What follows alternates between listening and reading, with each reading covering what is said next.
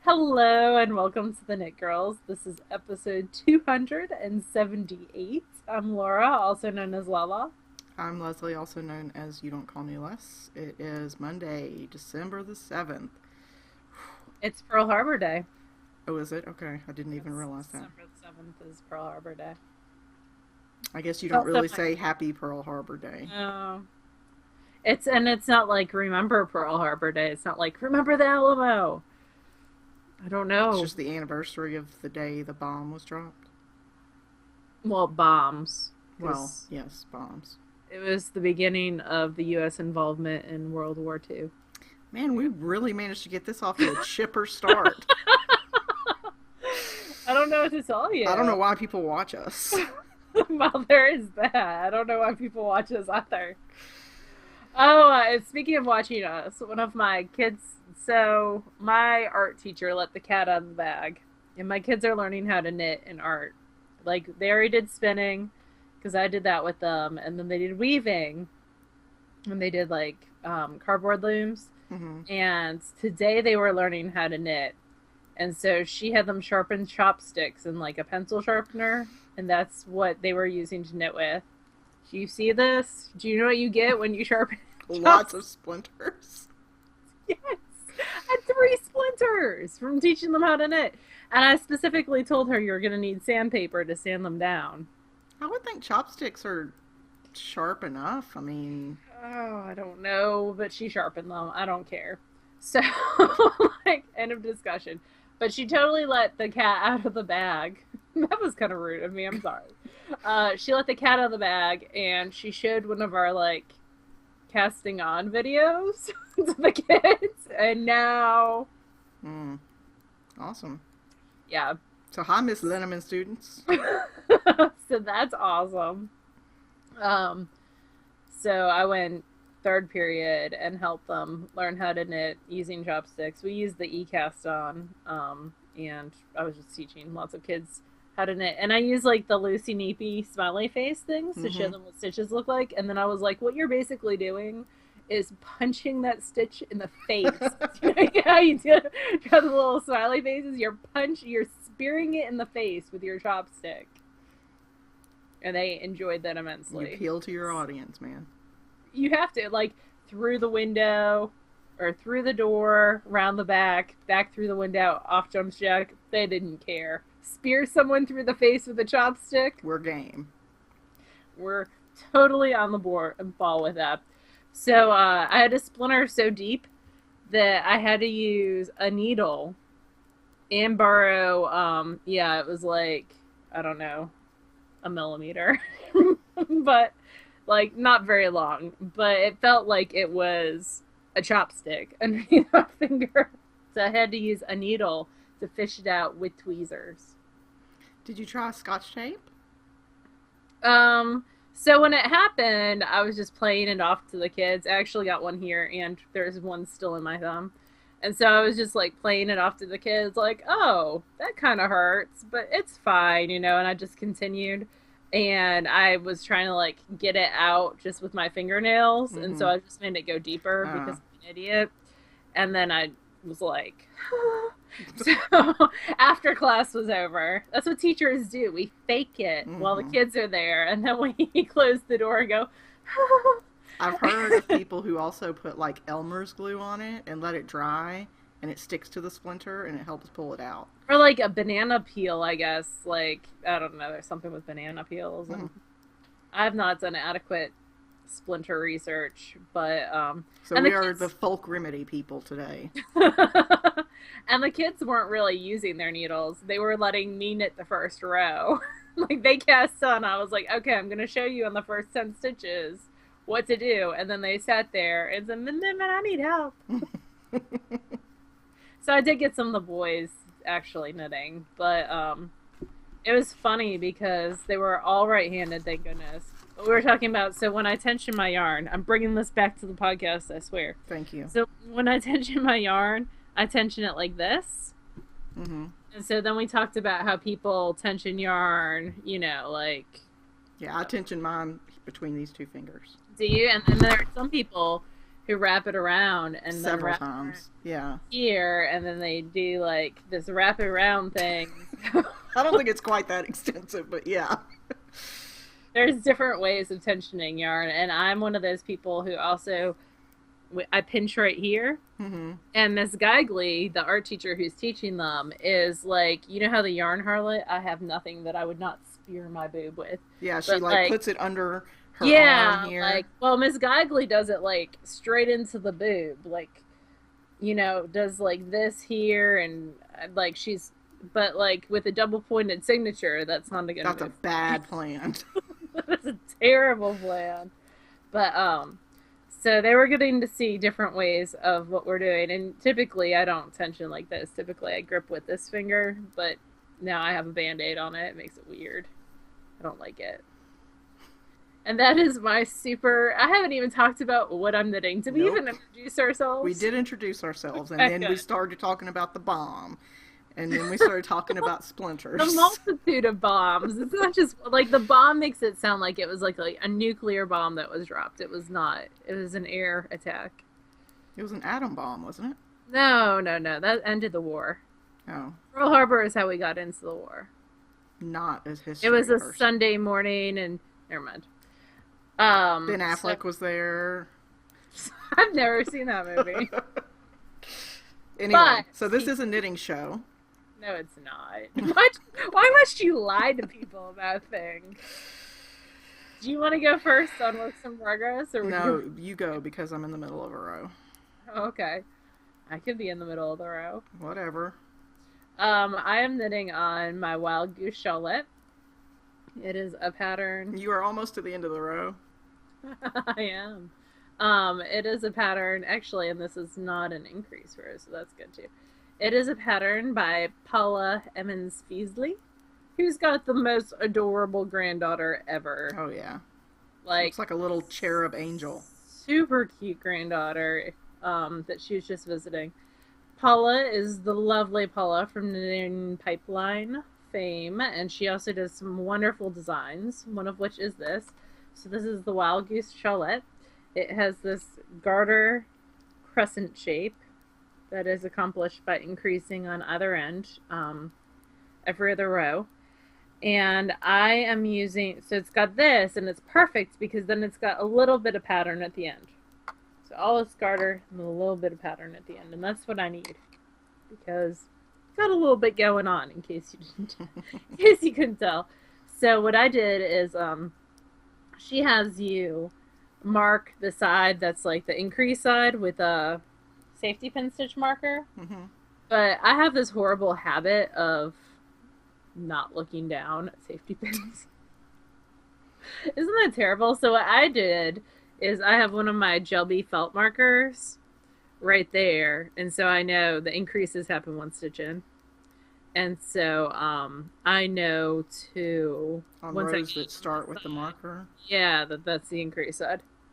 So look at my little marker. It's a sheep With a with a balloon. balloon that's been eaten by my cat. You know what else I have that I could totally use to mark side? I have this other cute sheep with a balloon. That's a stitch stopper. This is a special order I did. So when I'm done with a row, I can slide this down and slide that on, slide this up, and it holds my needles for me. That's so It's very fancy. fancy. And then it's also got this lobster clasp on it, so you can mark your right side with that. It's very fancy. I am knitting this on size 5 signature needles. And the yarn I'm using, which is lovely, is... Oh, I'm like... So I'm having to wind from the outside, because you can kind of see, like, it's got this silk mohair content to it. So it wants to, like... Party. Party. Jump around. Jump, jump. Crisscross makes you want to... So... It's... Now I've got the Daddy Mac makes you want to... Alright, so, Did I tell you I dressed up like Crisscross for decades today? No. I dressed up like the 90s, and I wore everything backwards, including a Steelers jersey. Anyway, totally off topic. So this is Airy by Shalimar. This is the Whale's Tail colorway, which sounds like it should be a song. It's By pretty. Jory. It's very pretty. It's a single that contains merino, mohair, and silk. And because it's got that silk, it likes to jump around. So, it's very pretty. It is hanging out in my Amy Beth SSK bag. Yay! This was the 2015 SSK bag. Not to be confused with the 2014 or 2013 SSK bags. Um, so that is the first thing on my needle. The second thing, I think I only have 2 things on my needles. I totally do. The second thing on my needles is hats. Very exciting. It is also in the middle of a row. This is the Woolly Wormhead mystery hat. Check this out. It's got this garter. It's got a split brim. Oh, cool. Love a split brim. So it's got this garter brim, which is split in the back. So your ponytail can have some party in the back going on. And then it's got this cool cable, which I love.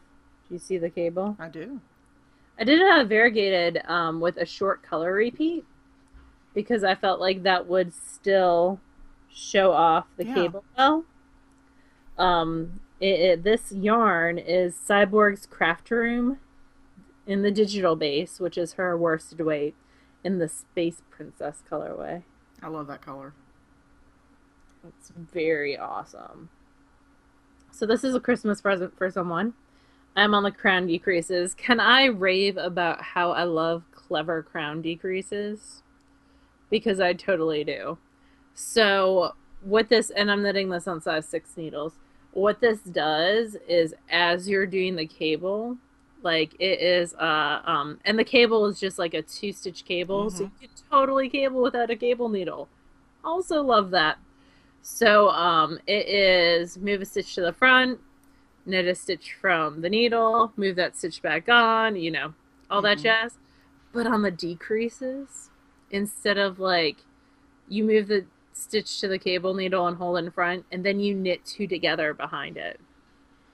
So you're decreasing the cable.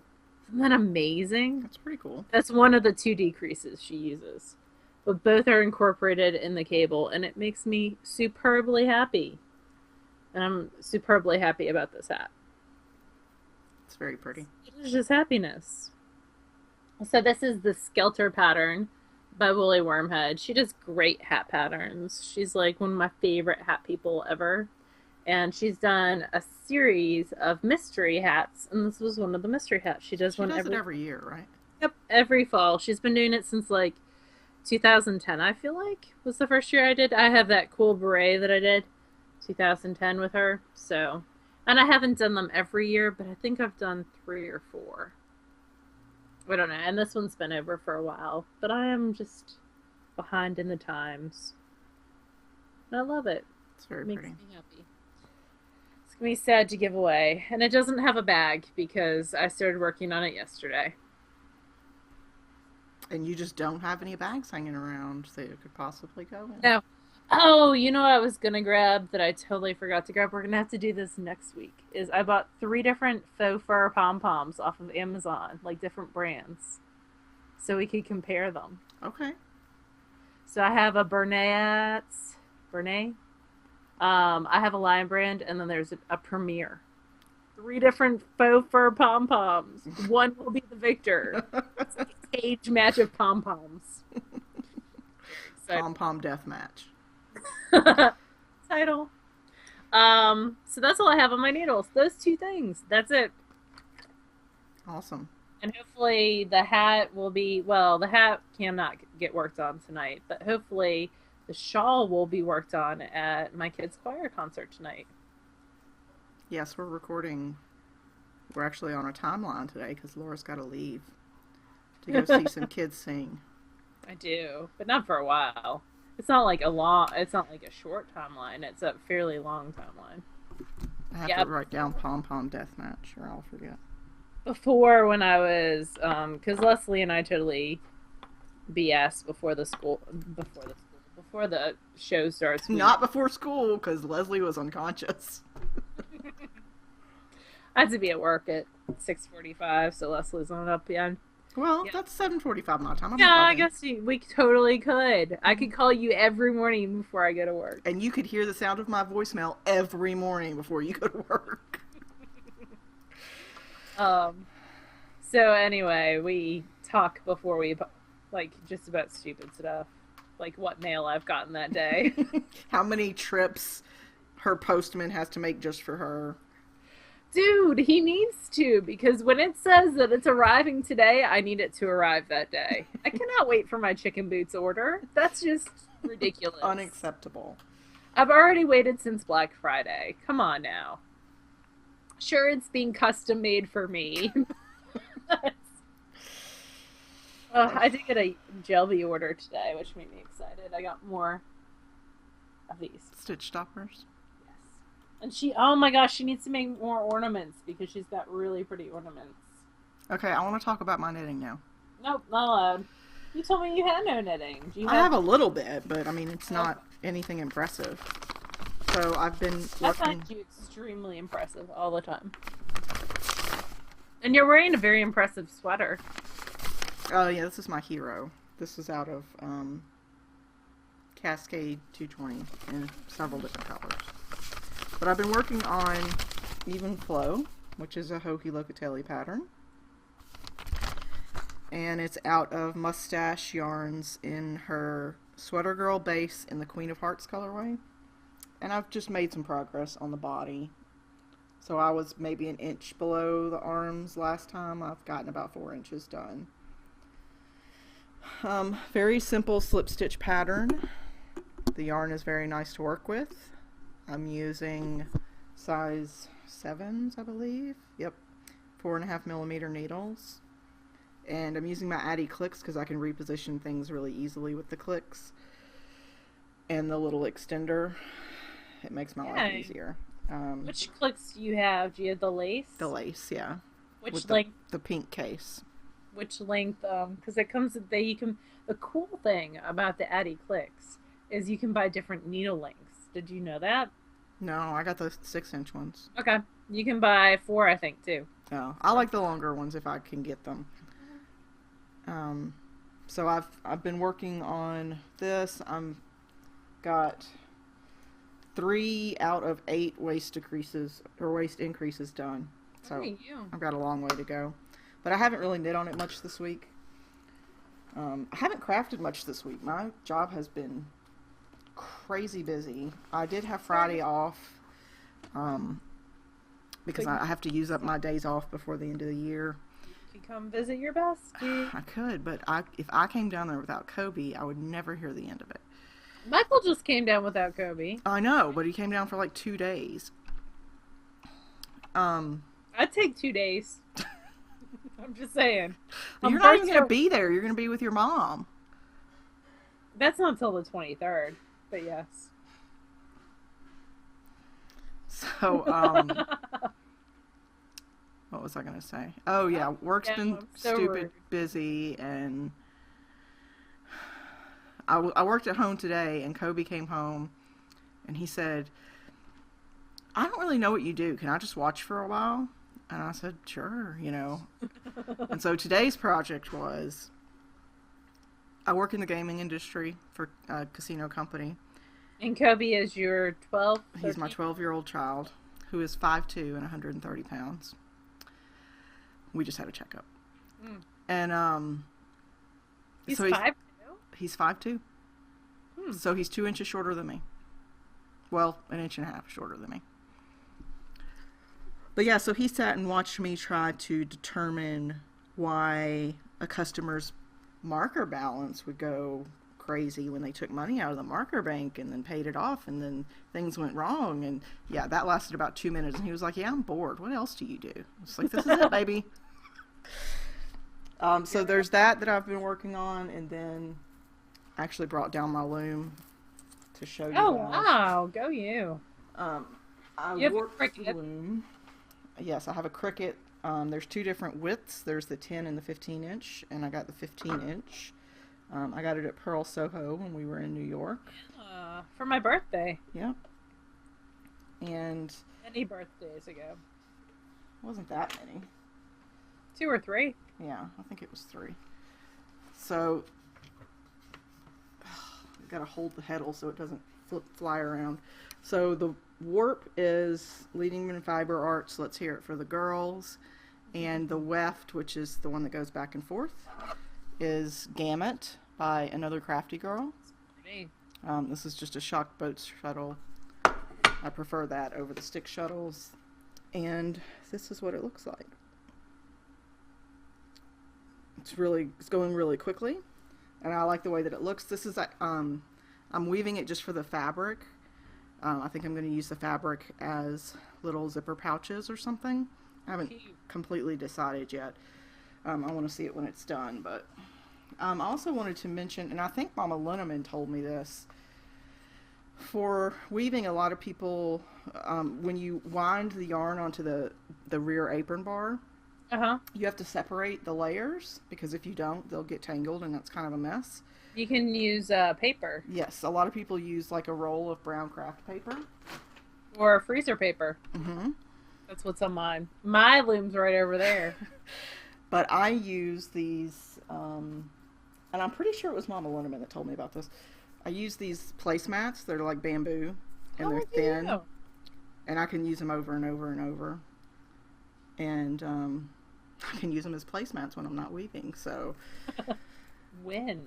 Yeah. So I usually use 3 or 4 of them to cover an entire scarf length project. I don't know that was a Mama Linneman trick. Maybe it was. I think it was. I don't know who else I know that weaves that would have told me though. But I don't know. It probably wouldn't work for a floor loom, but for a little rigid heddle, it works fine. Works fine. That's like freezer paper probably wouldn't work for a floor loom. But for mine, it works fine, my little flip.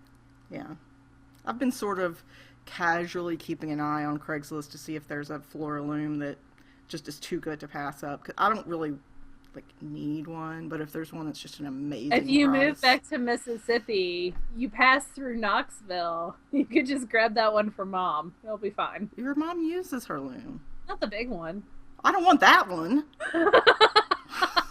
You're talking about this gigantic 36-inch width rug, tapestry loom. It's not a rug loom. It's for production of fabric. Right. I mean, I don't mean I mean size-wise. It's huge. I'm thinking more like Baby Wolf or something size. She does have a Baby Wolf, too. She does, but she uses her loom. There's a rumor about that. I'm not certain that actually happens. Plus, Beck gets all her weaving stuff. That's true. Right there. So, I have no finished objects. And you have no finished objects. Or spinning. I do have a finished object. I have been spinning a little bit, but it's finishing up stuff from Spinzilla still. So it's not super exciting, and I'll show it to y'all when it's done. It's just the other half of some Cordale from Hella Yarn that I'd started that was green. So Hidden Thicket was the color. I think it was a club colorway. Anyway, on finished objects, I have mittens. You do.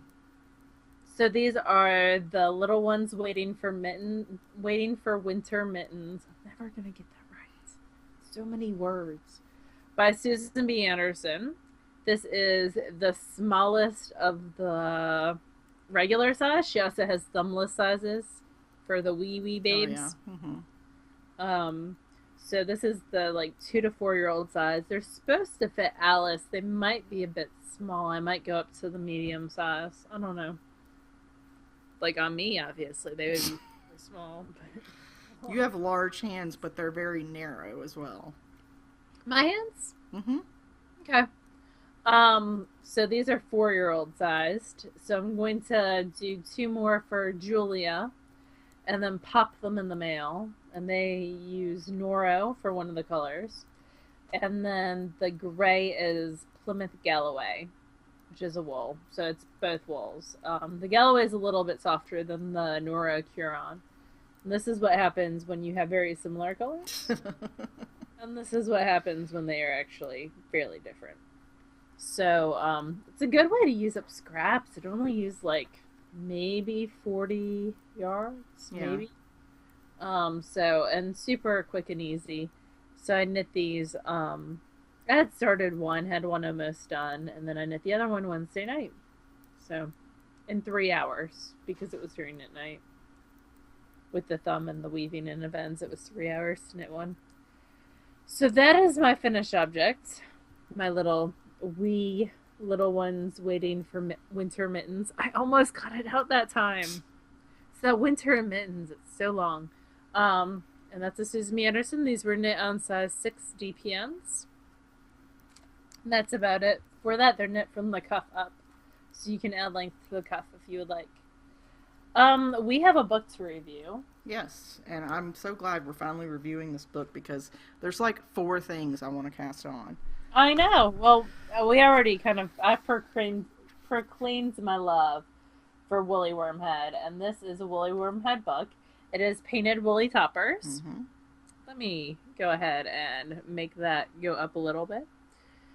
It is a book that came out this summer, and it retails for £10, which right now with the exchange rate, that's the digital copy.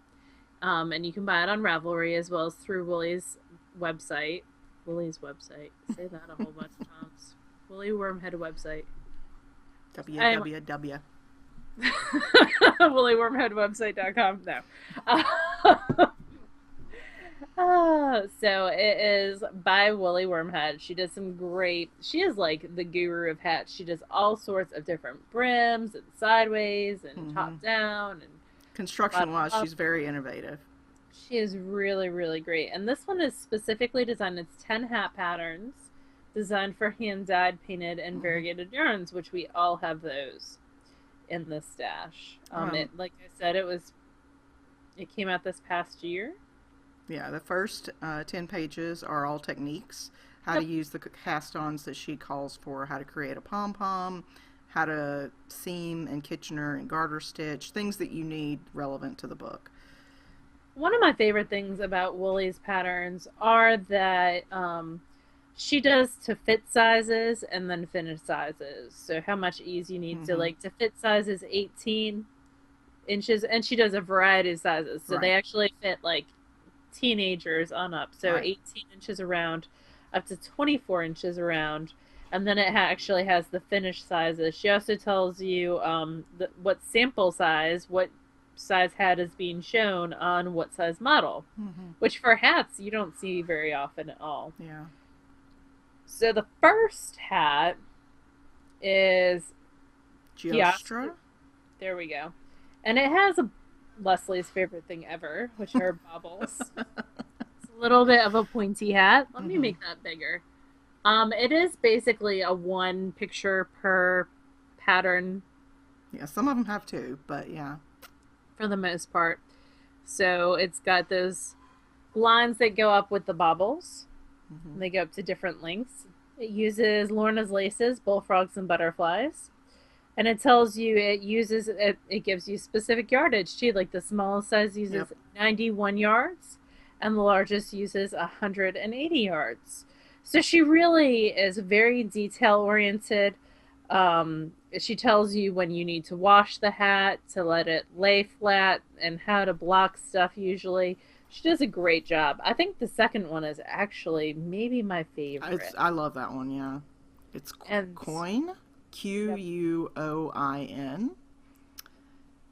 And yeah, it's one of my favorites. It's got that split brim in the back with a little bit of garter detail around the brim and then stockinette for the crown. And it looks like it's actually knit sideways for the brim. Let's take a look. Yep. So, and it kind of increases as you go. So very, very cool. Yep, and there's the back. I love the back. Yeah. Get big. Let me yell at I love the whole concept of this book of using all of these variegated colors that you just can't resist. Yep. And that one uses, let's see, on the yarn, it uses, again, a worsted weight. Man, I have so many worsted weights. This is going to be awesome. I just need to work my way through this book. Yeah. The third hat is more of a beret style hat. It's got like a dropped stitch, and that is Jetty. Mm-hmm. Yeah, the pattern is a drop stitch sort of wave to it.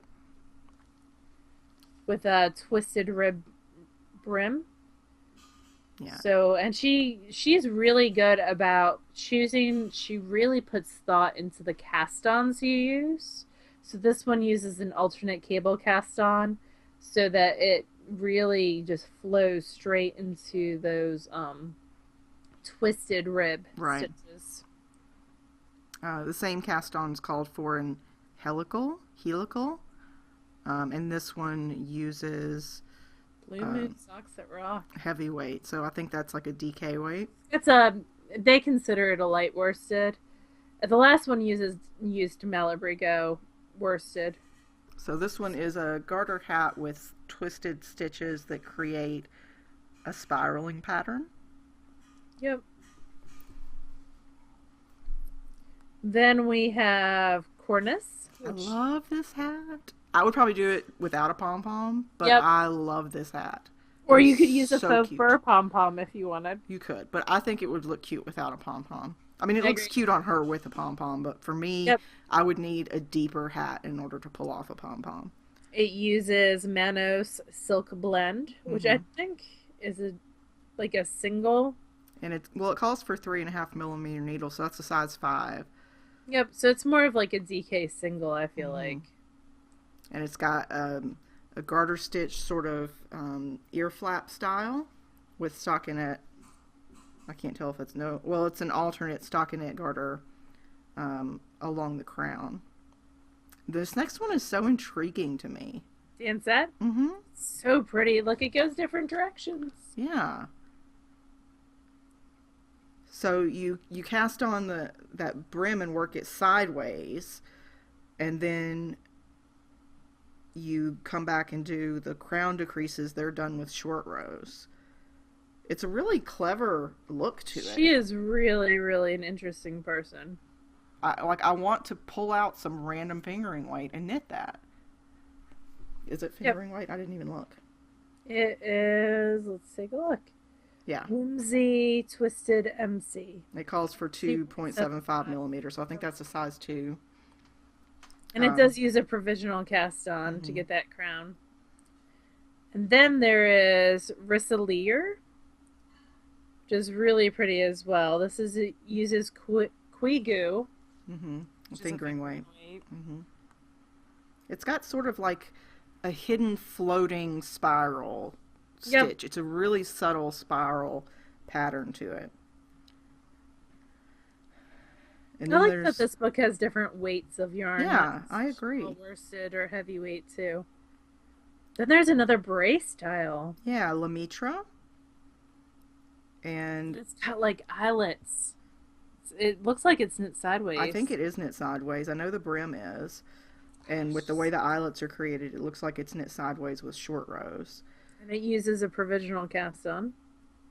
Yeah, you graft across short rows. That's cool. I've never done that before. Let's see, but she's very detailed in how you... Oh yeah, she doesn't overcomplicate things. And then Vortress, oh my gosh, can you imagine this in Volmiza? This needs to be a Volmiza hat. I love it. I love the little points at the top, and I would never have thought that of myself. I really love those little points at the top. There are so many hats in here to use up little bits of sock, like, not little bits, but like that one crazy variegated skein of sock yarn. This is Sweet Georgia Chufflove sock. And again, it's like knit in the row gauge is what determines how well the hat fits.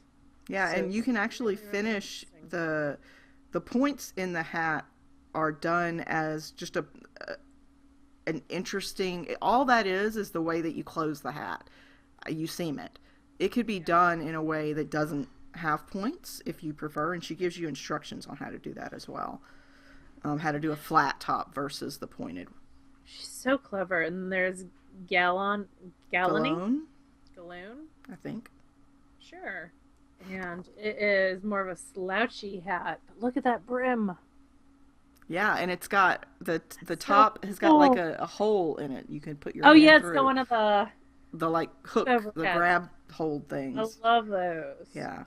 And That that's uses done in a again fingering like weight. sock yarn. Yeah. So clever. Sideways brim, and then it's knit in the round.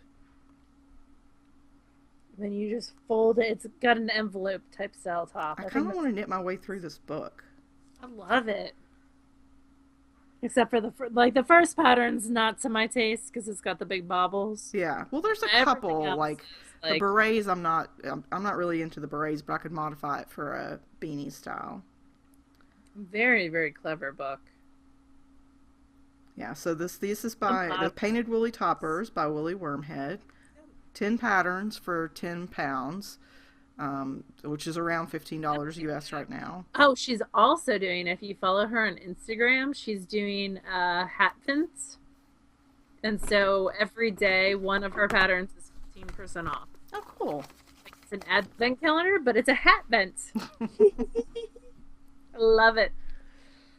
I love it when people are clever. You know who else is doing a similar concept is Melanie Berg is offering one of her patterns every day for Advent on sale.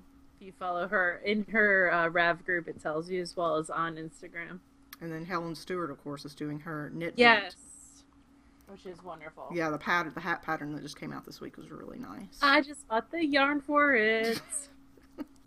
I love that you had to buy the Oh yarn no. I bought the yarn for the pattern before that because I had it black. Well, okay. So the Loopy U had a sale on Black Friday weekend off of all their bulkies. And I don't have a lot of bulky in my stash. I've kind of worked it out. So I bought a bunch of bulky for hats from the tea collection and for the Helen Stewart one that came out before, which I just love.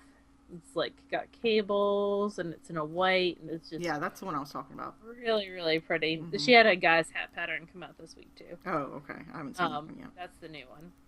But it called for Tundra and I didn't have anything like that. So I was like, I'm gonna go ahead and splurge and get that, and it was like 20% off with the Loopy sale, and I needed to spend $75 anyways so I could get free shipping. You needed to. So spoiled.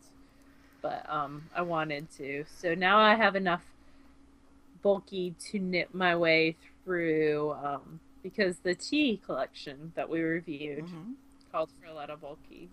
So I got a lot for that. I got a lot of the Malabriga Mecca. I know Lynn loves that. I haven't knit with that one yet. So I was going to try it. And we'll see. So anyway, Woolly Wormhead, Painted Woolly Toppers. It retails for £10 for 10 patterns. It's a great deal. So love it. Go buy it now. Laura has a question. Well, there's a question for Laura. And it's from... After I said no one asks me questions, they all ask Leslie questions. So I get a question. It's from Meryl Jules. Uh-huh. She says, "Hi, Laura. I see that you knit and spin a lot on deadlines. Also, points for using a lot is 2 words, not 1. Good for you. On deadlines and counting points for those. Does this motivate you a lot or stress you more? In our local knitting group, I organized a challenge for finishing whips until the end of the year and a sub-challenge for finishing a sweater. I'm participating on both, of course, and I just finished the sweater on time. Woohoo! But in the last week, I was so stressed about this deadline that it bothered me more rather than giving me a push. Probably doesn't help that I have several deadlines. So how do you manage that? Thanks and greetings from Germany, Kata." Yay. So what is your opinion on deadline crafting, Laura? I love deadline crafting. It's the only way I get stuff done. For me, having a deadline is a big push. Playing a game like Harry Potter House Cup where there are imaginary points is a huge push. So you're motivated by rewards. I am. Mostly chocolate. Oh, that's the other thing. When I'm on a deadline, and it's something that I'm getting kind of about, grace, I'll do, little rewards. Like, if I, to the end of a row, I get an M&M. That's not little. That's a lot of knitting for one little M&M. Okay. So, it's I use a lot of reward systems in my life, which is hilarious because I just sat in an IEP meeting with an autistic child, and that's what they suggested you do is it use works, man. Little food rewards. So that's pretty much how I run my life. Does it No. like make you dislike what you're knitting because you're on the... Sometimes. Like, there's sometimes, but at the same time, it pushes me to finish stuff. Like, to be honest with you, I probably would have put Grace someplace else for a while. Where the sun don't shine? Yeah, well, it would have gone in timeout for a little while had I not had a little, reward system. Like, I was finishing it for my owl, so I needed to do it. It's good for me because I hate finishing. I'm not like a finishing person. I'm definitely a process knit, which might be, and spinner, which might be part of it, is I like the process. So, I mean, I don't have like a stack of socks that need ends woven in or anything, but like to get me to weave in ends, sometimes having that little extra push to have something to turn in that makes me weave in ends or finish it. So basically the most of the deadline knitting I do is for Harry Potter House Cup, but I've learned not to commit myself to everything because Harry Potter House Cup has a lot going on. And it's as detailed as you want it to be. Oh yeah. Like you have to do one class a month. That is it. That is your minimum to be a participant is you turn in one class per month.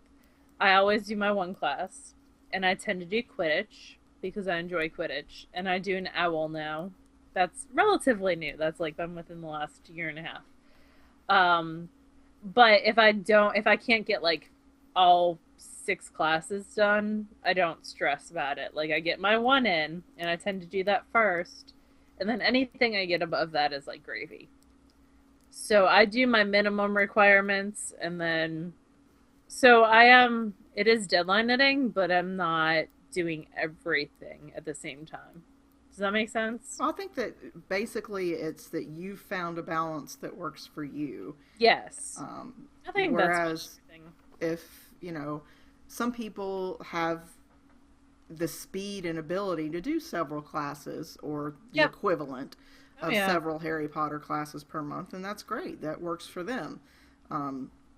But for you've found your equilibrium in the minimum class per month plus the owl, which is a lot of crafting, with a full-time job and family and everything else that you've got to manage. So, but I find deadline stuff really pushes me to get stuff done.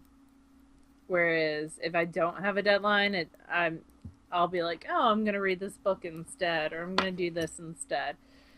Which is kind of a way that the podcast helps me out a little bit too, because I want something to show different on the podcast. Yeah. So basically, I deadline knit every single week. I would say the podcast is the most deadline knitting I can put on myself. Because like you, I want something to show. I want to show, not necessarily that I finish something every week, but that I have made progress on something every week. Yeah. And, this definitely holds me accountable to using all the stuff I've got, which is nice. Definitely. I mean, there's definitely an accountability, and we always say this is why we do a video podcast, not an audio podcast, because we would lie. Liars, pants on fire. Yeah, I would totally lie. I like the accountability of the podcast, which in itself is a lot of deadline knitting. But I will say, if you do deadline knitting, you can't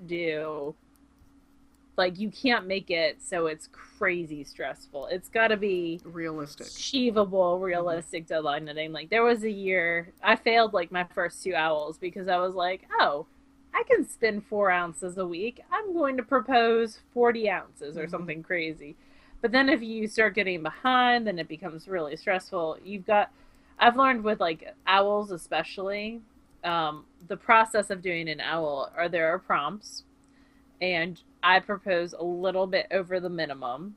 Mm-hmm. And then if the instructor comes back and says, no, we think you're capable of more, then I will rise to the occasion. But if they're like, no, that sounds about good, like that's what a rational, normal human being should do, that's not in Spinzilla, then I stick with that. And that's worked out really. I mean, every single owl I'm working to the last day. Like I've never finished an owl, I don't think, super early. The one time I finished it a week early, it was because I was going out of town. I wouldn't have my And you spinning wheel. had to, yeah. Yeah. So, like I'm always using all my time. There is like a step above owls called newts. Newts, yeah. I've not gotten to newt. So newt combines the work of two owls, but they give you like an extra month.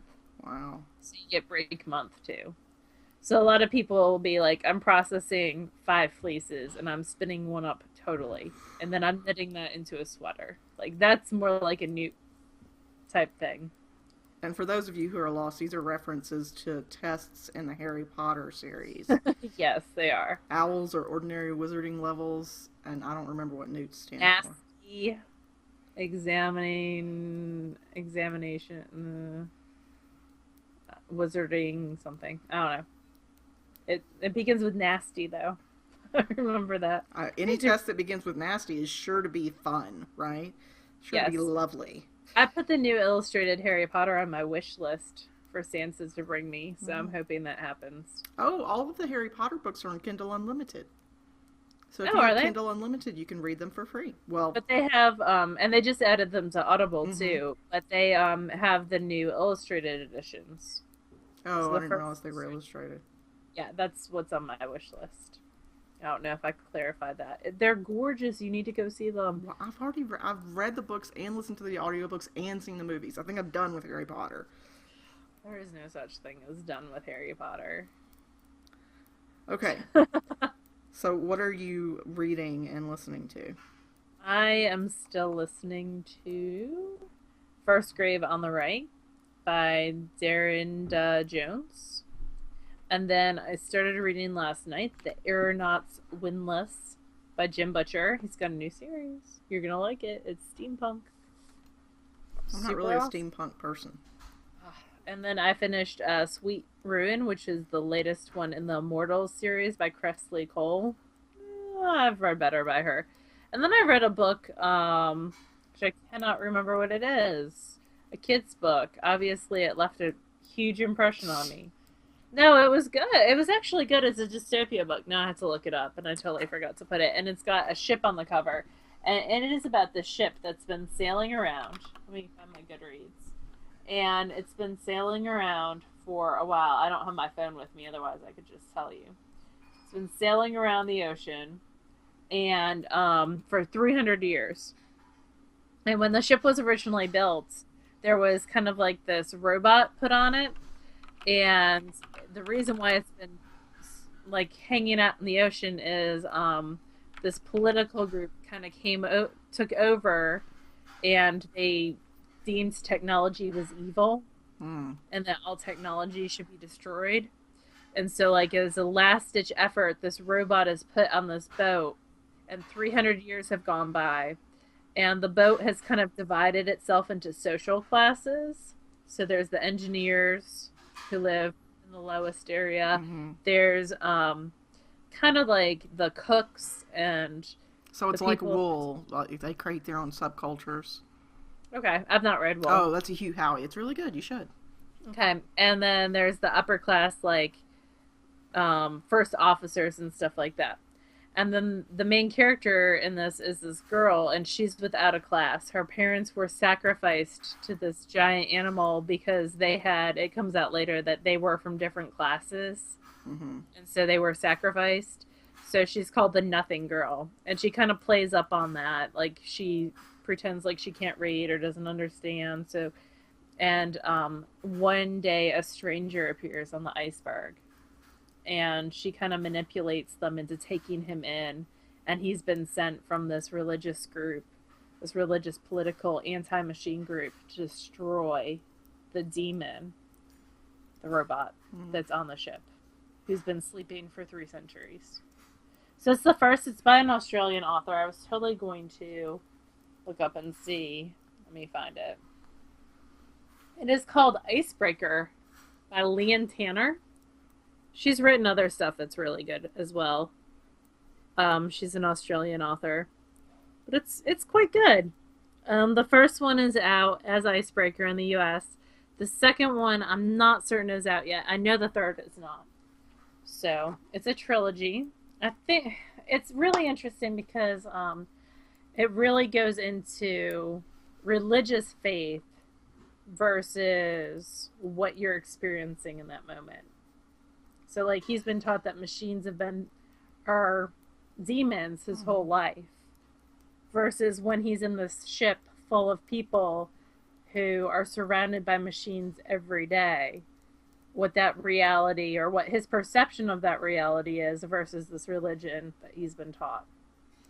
So it's interesting. And it's definitely like 12, 13, 14-year-old type dystopia. Same type of audience that would be reading Hunger Games or Divergent. So that is what I have. I've actually been reading a new graphic novel about roller derbies that I've been in. That's interesting. I think it's called Roller Derby. I haven't put that on Goodreads yet, so it's been pretty good. Quick read. I'm behind on my YA reading challenge. I'm at like 30 books out of the 56 that I wanted to get done this year. So I need to pick up the pace. I need to pick out a reading challenge for next year because I tend to get stuck in genres. So. Well, Goodreads allows you to do like a book challenge. But like I decided to make my book challenge just like 56 and do all YA or kids books. Like so that's more than a book a week. 56? Yeah, maybe. 52 weeks in a year. Yeah. That was the goal. So we'll see if I hit it or not. What really screwed me up is I didn't realize that Goodreads does something. So Goodreads tracks it, but a couple of my books didn't count because I was just marking them as done. Like, I read this. You have to actually mark them as reading and then read in order for them to count for the challenge. So, so really I'm at like 34, 35 because it didn't count a bunch of books because I added them all at once because it was during the summer and I was like, oh, I read this, this, this, and this, and I'll just add it and write reviews, and so it messed me up. But that's okay. I need to read anyways. It's like 25 books in the next month. Well, it's like a book a night. That's feasible. Depending on how my life goes. And now I'm totally playing with my flock lock thing. No stitch stopper. And not knitting like I need to be. So I finished... What was the second one? Oh no. Dragonfly and Amber. Oh yeah. The book that was entirely a flashback. It was a flashback? The whole thing was a flashback. I mean, you kind of knew that going into it. Okay. And so the reason... How did she get back in time? Listen, I'm telling you, okay? So I never knew a whole lot about... Spoiler for Outlander. For anything for Outlander, the second and third book. So, one of the big battles in Scotland's history in the 1740s and 50s was Culloden. Yes, where they murdered most of the clans. Yeah. Like, over half of the clan men that were in the country at the time died on Culloden Field. And then ones that were able fled to France at some point. And they don't even have a list of the people that died there. They just put big stones for each clan. Yeah. So, at the end of the book, we find out that... at the end of the second book, we find out that Jamie sent Claire back to the stones to go forward in time because they were at Culloden. He had no choice. He was going to die because, almost everybody at Culloden died. Yeah, it's like Gettysburg. Yeah. Scottish history. So she goes back, and of course she's devastated. Her husband that she's just spent 3 years with, and now she's pregnant with his kid. She ended up losing the first kid. And okay. So she's pregnant again, and she goes forward through time, and Frank, who is the person who is a descendant of the really, really bad guy in the 1740s. The British guy. Right. British general. Who is still her husband legally in the future. They stay together, even though they don't really like each other anymore. Or that's the impression that I get. Because of the kid, who apparently looks just like her father and nothing like Frank. And so when she comes back, they end up moving to Boston. So they move all the way to America.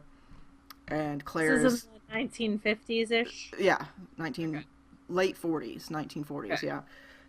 And she's so devastated about losing Jamie that she never she never tries to find out what happened. She knows he's at Culloden. She knows he died at Culloden. Like, it's over. And then... But wait. This is only book 2 of 8, so surely. So she goes back to Scotland to take her daughter, who's 20 now, overseas. So this is now in like the 70s. This is now in the late 60s. It's like 68, I think. Okay.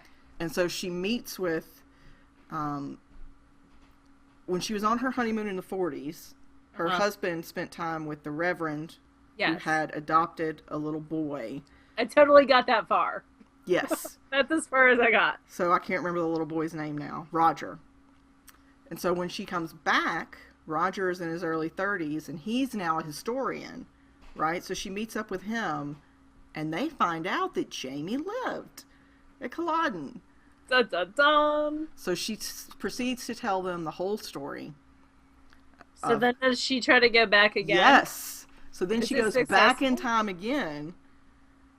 But now she's older. No, she's but the they're same both age. older. Well, they're both older by Right. 20 years because now her daughter's older. Does her daughter go back with her? No, not yet, but I have a feeling that she will be. These stones are getting a workout. I know, man. right? So now she's back. They haven't been back together 24 hours yet, and all hijinks have ensued already. Well, yeah, because they've been gone. She wasted 20 years. But the whole reunion of them was a little sort of She's anticlimactic. Mid 40s. Yeah, I think she was 27 when she married Jamie, so she was almost 30 when she came back. So she's almost 50. Wow.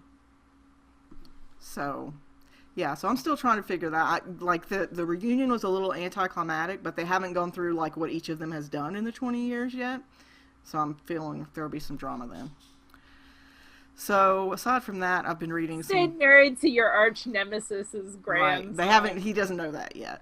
He also had a son through a woman who blackmailed him into having sex with her because she was going to have to be married to this old dude, but she didn't want him to be her first. Right. She wanted Jamie, so she blackmailed him into doing it, and he knocked her up, and then she died in childbirth.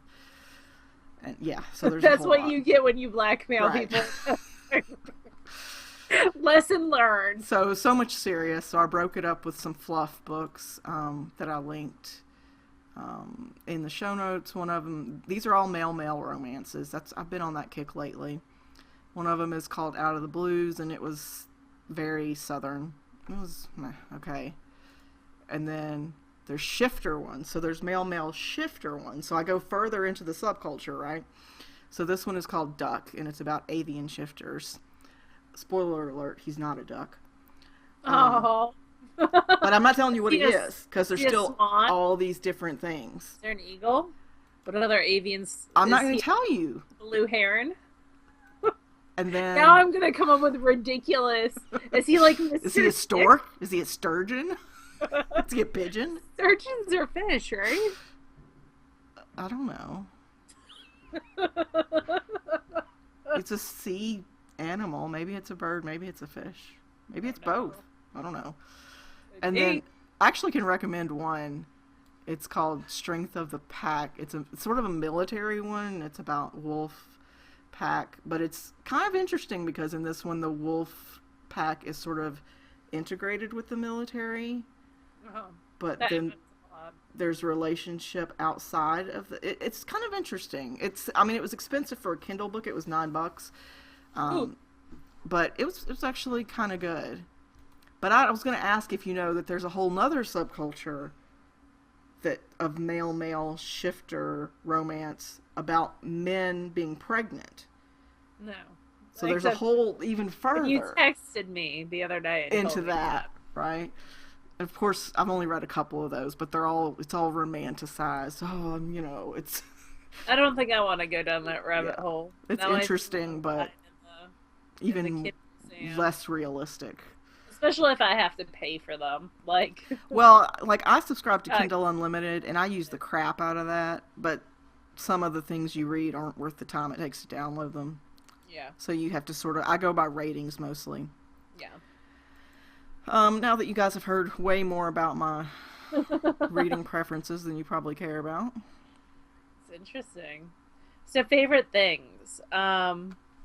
Favorite things. We have a copy of the Authentic collection to give away. So he was so sweet, and she offered us a copy to give away. So what you are going to do you are going to go on Ravelry to our Knit Girls group, and there is going to be a thread with a prompt that asks you what is your favorite Hohi Locatelli pattern, and you are going to put it, and you can magic link it or not, and you will be entered to win a copy of the Authentic collection. The Authentic collection is Hohi Locatelli's brand new collection. If you missed our show last week, we reviewed it there. It is amazing. I want to knit everything.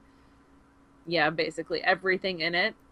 It's really, really great, and she is offering us a copy to give away to one of you. Yep. So go ahead and check that out. We also have Breathless Kush, a skein from Leslie, to give away. So let me pull that up. We have 244 entries. Yep, and we talked about it last week, so we're going to pull a Leslie name now. knit a hat out of it. Yep. Oops, I do not want to stick it. I would like to lock it. Random.org. So it's between 2 and what? 224? No, more than that. 244. That's interesting, but there's only 243 voices. Someone posted. Somebody twice. Deleted a post, probably. I bet you. All right, so between 2 and 244, and I have not pushed the button. Number 50 exactly, so that should be the last one on the second page. Cool beans, you. And our prompt was our favorite pattern out of that. No. It was favorite color or no, it was favorite color or base. Favorite. Hold on. Now I'm distracted. Why are you asking me questions? Favorite of their colorways. Oh, okay. So who's our winner? Who's our number 50? I'm going down there. Whatever. Number 50 is Kitchen Sink 13. Sweet. She put Basilium, but there are so many beautiful colorways there. That is Amanda from Minnesota. I feel like I've seen her post before. Maybe not in this one, but she's only posted 177 posts, so I don't know. But we have seen her. Oh, she posted about narwhals in the narwhal episode. That's what that was. So, anyway, and she's been involved in the Halloween Craft All the Things. She was involved in that too. So, if you would contact Leslie, yep. Amanda, she has your prize, and she'll be happy to send it to your way. Yep. I will send it on.